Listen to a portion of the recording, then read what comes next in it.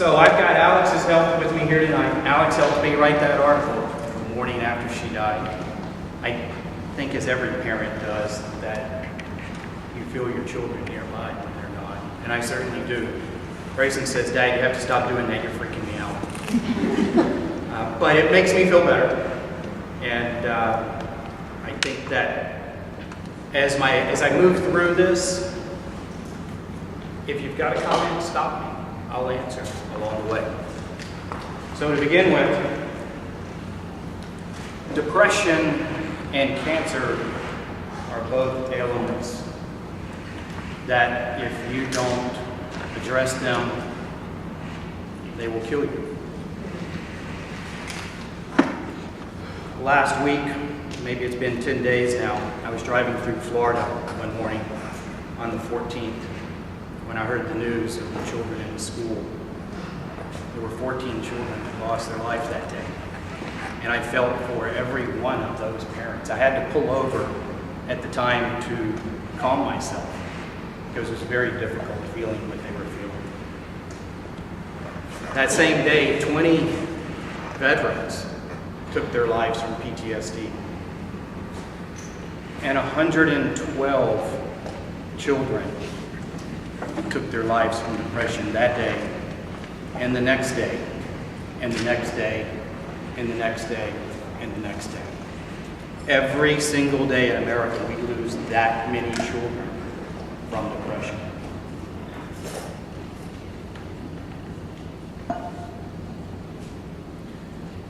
I'm okay, Dad.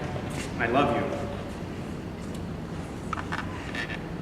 Those were Alex's last words to me on Tuesday evening.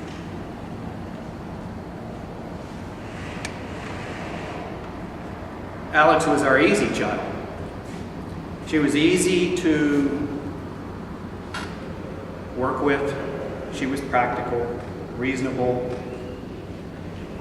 Her therapist says she's a golden child. She's smart. We got her standardized test scores back when she was in elementary. And I was excited to see, all right, how did she do? What kind of kid do we have here?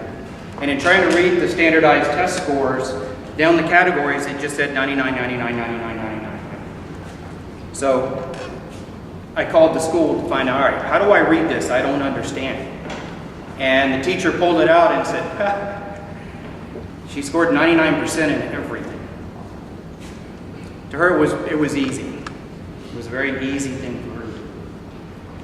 She was also gifted as an athlete. She enjoyed basketball, soccer. She played at a very high level. She played soccer for 10 years. Her sophomore year in high school, she came in one day excited and said, Dad, the softball coach wants me to play softball.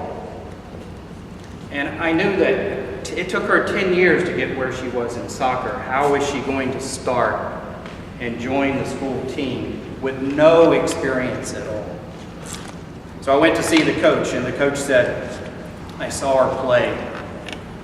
And in the game that I saw, she did the most beautiful slide into home plate, a slide tackle. And Alex joined the team. She stole home plate 13 times that season and led her her first year in softball. She enjoyed life. She was energetic, always going. She was a bit of an introvert. Sometimes it's confusing when you say a child is an introvert versus outgoing. She was outgoing, but she was an introvert. She needed to recharge. These weren't enough. This wasn't enough. She had her first love as a father. You both dread and look forward to that day. See the love in their heart. It wasn't enough.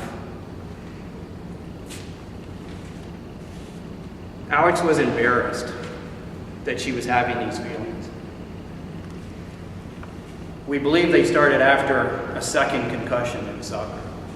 The first one happened Actually, at school, when the girl above her in the locker opened her locker door while Alex was below him. She stood up into it, knocked her unconscious momentarily.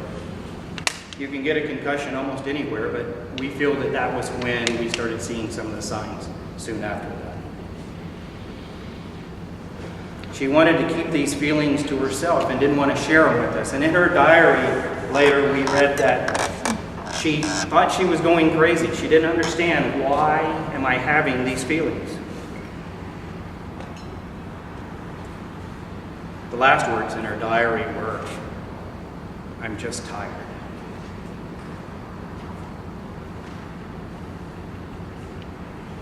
I've never, ever had feelings that I wanted to take my life. I've never felt that. I've got too much to do. I've got goals in life, children, grandchildren that I hope to see one day, a bucket list that I've never touched. A few days after Alex was gone, I was walking through the neighborhood. And I felt at that time, if it weren't for Kim and Grayson, I don't know that I could continue on. And I knew at that moment, I knew what Alex was feeling. For just a brief moment, I knew exactly what she was feeling.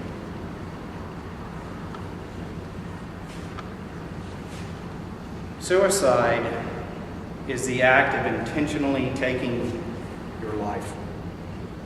There's a stigma associated with suicide and depression. That's part of our problem.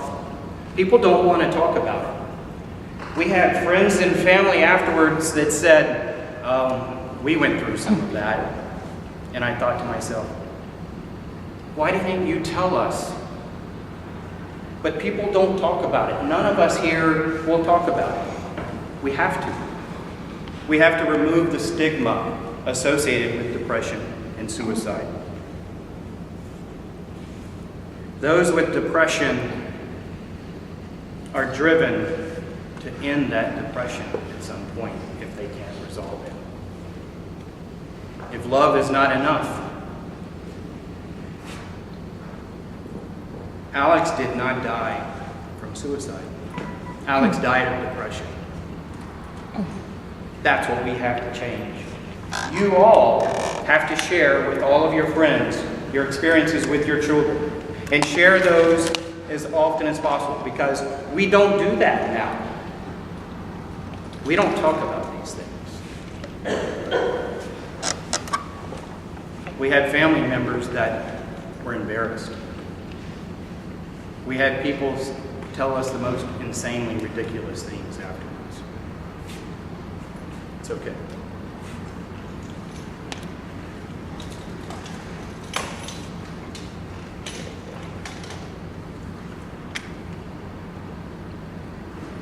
Depression comes from a number of areas, and we're going to address those later in the presentation tonight. I'm not a physician or a therapist. I'm just a dad. I try to pay attention. Alex was my friend.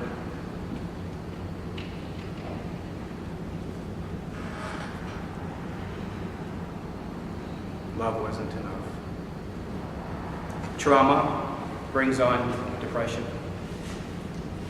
Head injuries, concussions, but now we know even more that repetitive head injuries also bring on depression. Georgia Soccer says there's nothing that's been proven about head injuries. Until it is, they're not going to change anything that they want to do. Drug use, of course, also brings on depression.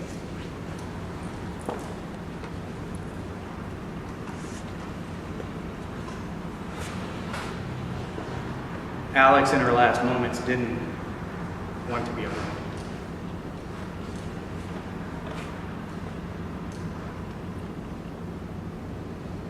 She reached out to her boyfriend on FaceTime. And they chatted for a little while.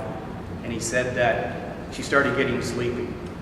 And she looked up at him and said, "It's going to be okay."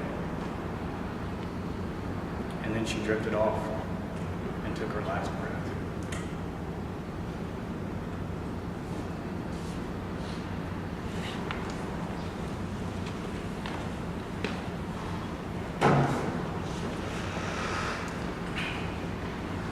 There are a lot of things that I've learned along the way, and that is that there are some children that you just don't know, and we need to create a safety net for those children.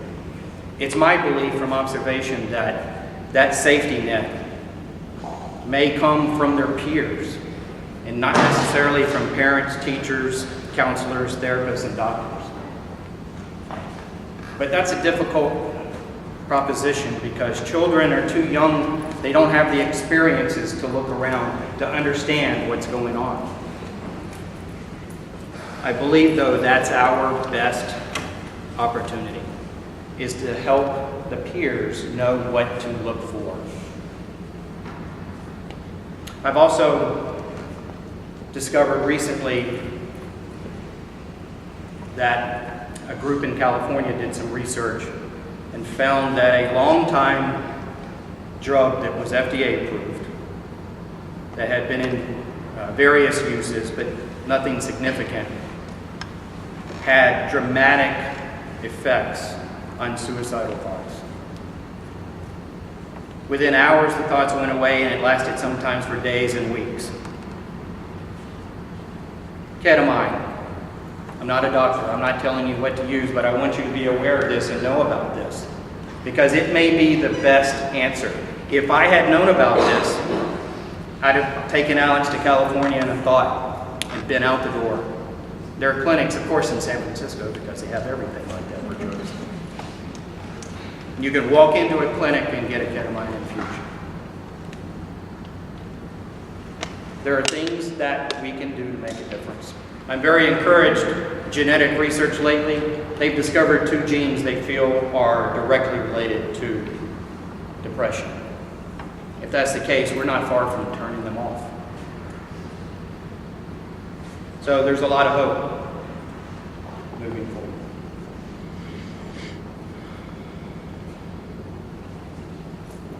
I want to thank Alex for helping me through this tonight. And thank each of you for being here. And I challenge you to talk to your friends about your children. Share with them. Let everyone know so that all the other things that we as parents learn from our friends and family, we can do the same with depression.